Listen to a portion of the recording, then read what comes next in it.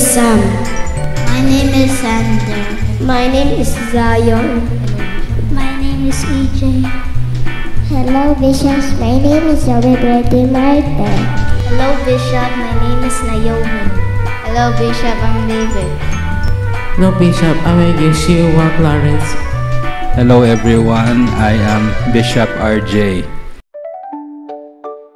So, what can I do for you? Okay. Questions. Sige. Bishop, pila yung edad mo, Bishop? I am already 58 years old. Jesus. Hey, Bishop, what's your favorite church?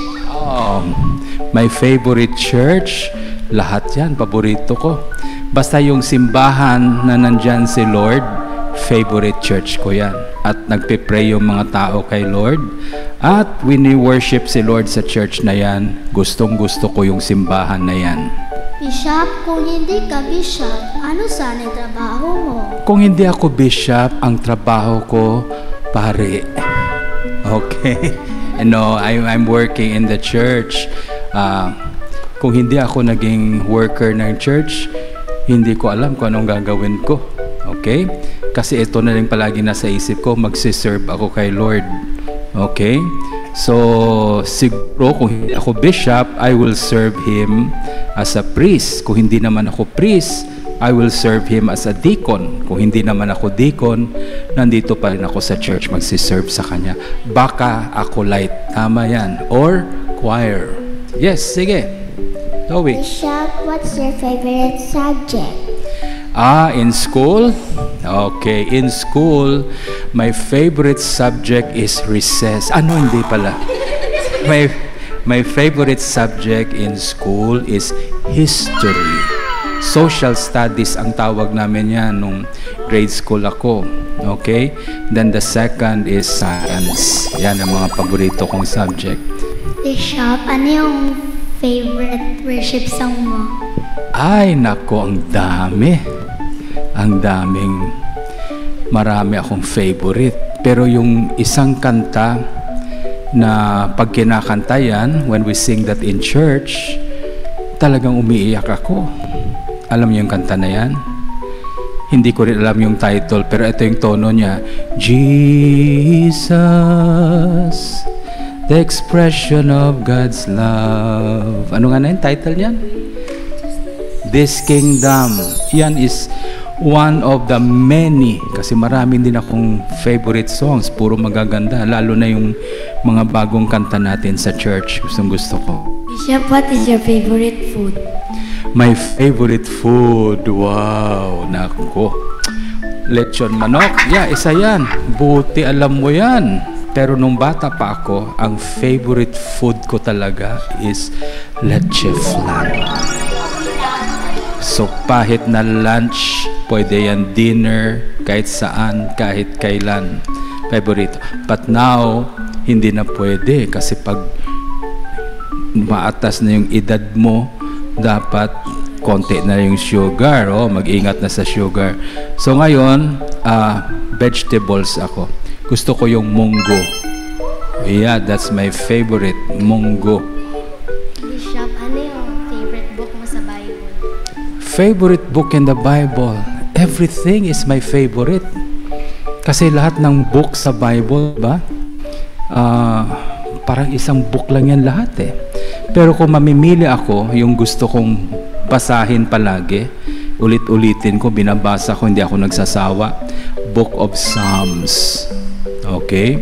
Book of Psalms. Yan. Sa Gospel naman, ang favorite ko yung Gospel ni John.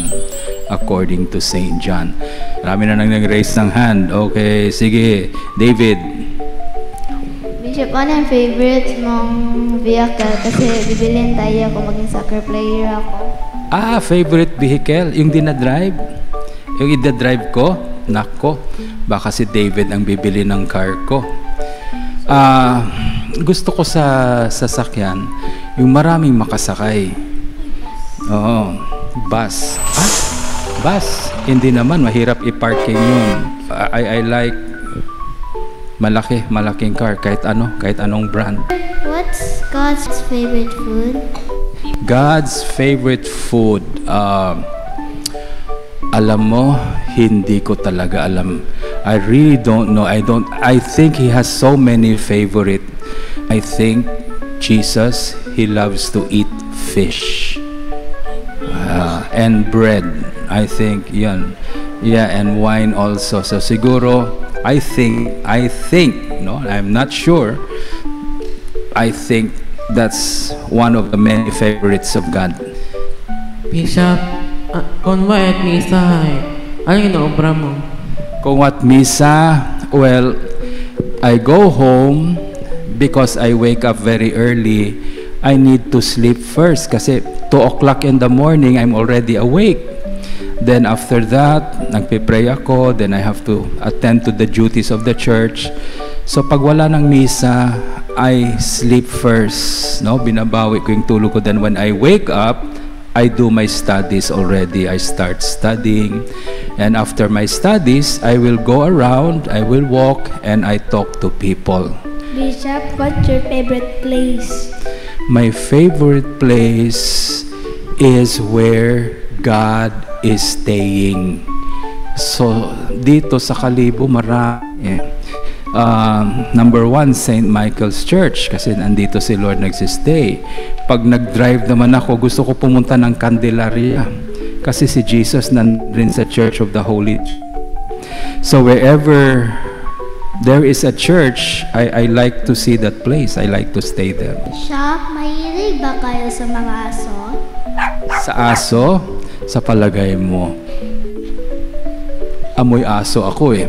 Before I left the house, meron pang isang aso nag-jump sa akin. Okay? Yung dog ko si Troy. Okay? I call him Dodoy for short. So nag-jump siya. Kaya eto, medyo amoy aso ako. Huwag ko na lang ipasmell sa inyo. Okay? Mahilig talaga ako sa dog. Bishop, anong oras ka start mag-pray? Well, I start very early. I start when I wake up very early in the morning. I start to listen to God first. Before I talk to God, I let God talk to me first. Okay? So, importante kasi pag nag-pray tayo, it is important that we listen to God first. Okay? So, in the morning, very early in the morning, when I wake up, I listen to Him first. Then when He starts to talk to me, pag sinabi na ni Lord na, okay, ikaw naman, then I talk to God. Bishop, what's your favorite drink? Favorite drink? Okay. Coke Zero na lang. Okay. Bishop, ano yung symbol ng ring mo? Symbol ng ring ko. Okay, nakikita nyo ba yan? Okay. Well, hindi nyo makita yung laman niya. Ang laman nito, makikita nyo sa labas, dun sa banner natin. Nakita nyo yung banner natin dyan sa labas? Okay. Yung banner na yan, yan ang nakasulat dito sa ring ko. Now, makikita nyo, may nakasulat dyan na Latin words. Okay? Confirma fratres tuus. Reminder yan sa akin na yung work ko as a bishop, confirma fratres tuus means strengthen your brothers. So that is my work as a bishop, to strengthen everyone in the church. Okay? Pinapalakas ko. Lalo na yung mga bata. Gusto kong lumaki kayo at malakas na malakas yung faith ninyo, Lord. Ikita nyo rin sa ring ko, merong mountain dyan. So may kamay doon nakaganyan. Makita nyo rin, may kagamay na nakaganyan. Ano ibig sabihin yan? Yeah, nag-pray. Very good. Bigyan ng jacket. Okay? Tapos may makita kayong dove. Ano yan? Holy Spirit. Very good. Nakita nyo. So marami kayong makita doon, no? Meron pang chalice at may tinapay. Ano ibig sabihin nun? Oh, the bread and wine. The body and blood of Christ. Yung mountain, makikita nyo rin. Ano ibig sabihin ng mountain? Bahay daw. Yeah, mare. Pag tumira ka sa mountain, yung magiging bahay mo yan. Okay? Ano ibig sabihin ng mountain? Ang mountain, ang ibig sabihin yan, kingdom. Kingdom ng Diyos. Yo? yung paghahari ng Diyos. For me, the mountain is a place that we need to climb. Okay? So we have to move up in our place in the kingdom of God. Yun ang ibig sabihin yon. Kasi alam nyo ba, bawat isa sa inyo, anak ng Diyos. Yung Diyos ay hari. Okay? Yung God natin is king. So anong tawag mo sa anak ng king? Pag lalaki, prince. Pag babae, princess. We are prince and princess because we are children of God. Ang ibig sabihin, pag prince ka at princess ka, mahal na mahal ka ng Diyos natin. God really loves you because you are God's children.